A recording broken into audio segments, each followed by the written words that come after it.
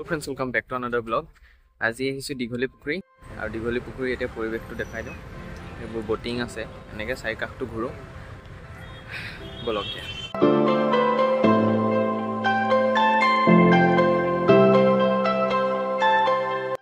এতিয়া আমি সোমাই আহিয়ে দেখিবলৈ পাওঁ আই লাভ গুৱাহাটী এনেকৈ লিখি থোৱা আছে আৰু 10 টকা এন্ট্ৰি ফিজ লয় ইয়াত।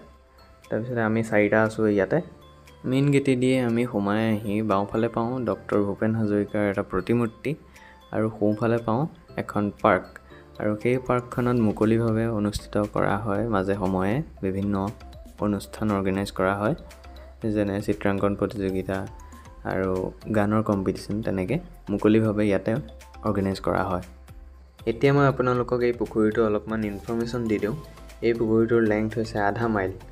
পুখুৰীটো নিৰ্মাণ কৰিছিল প্ৰাগজ্যোতিষপুৰৰ ৰজা ভগদত্তই ব্ৰহ্মপুত্ৰৰ পৰা এটা সুঁতি খান্দি আনি নিৰ্মাণ কৰিছিল।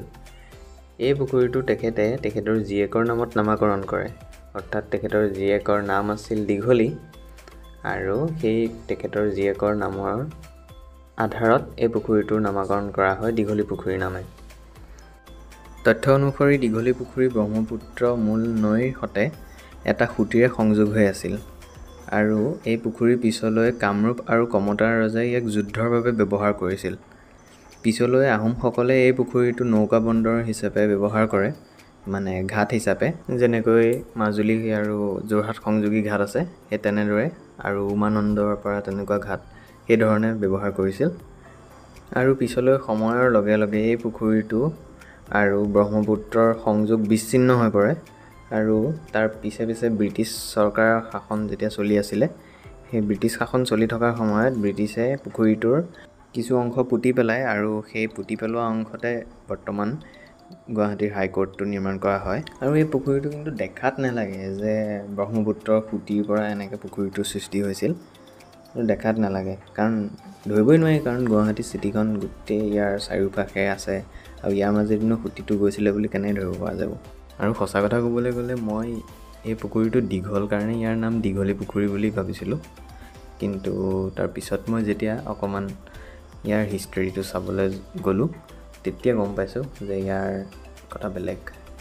তাৰপিছতে এতিয়া সেইটো টপিকৰ পৰা বাদ আৰু ইয়াতে এনেকৈ ব'টিঙৰ সুবিধা আছে, ব'টিং কৰিব পাৰিব।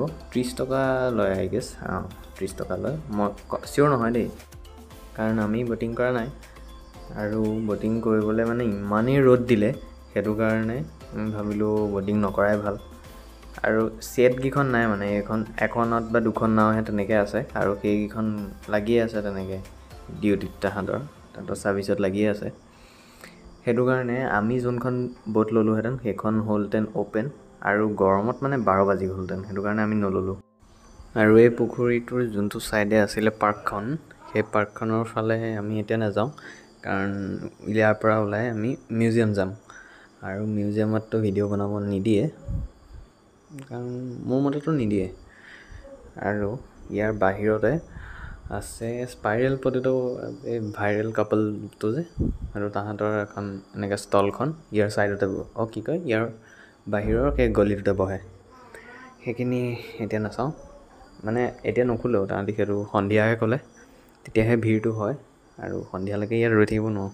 মুঠতে এতিয়া পূৰা গৰম হৈছে, হাতত পানী বটল লৈ ঘূৰি ফুৰিছোঁ আৰু এতিয়া ইয়াৰ পৰা ওলাই যাওঁ আৰু এইখিনি আছে প্লেইন।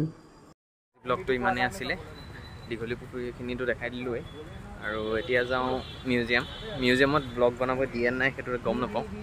চ' আজি ব্লগটো ইমানেই আছিলে, বাই।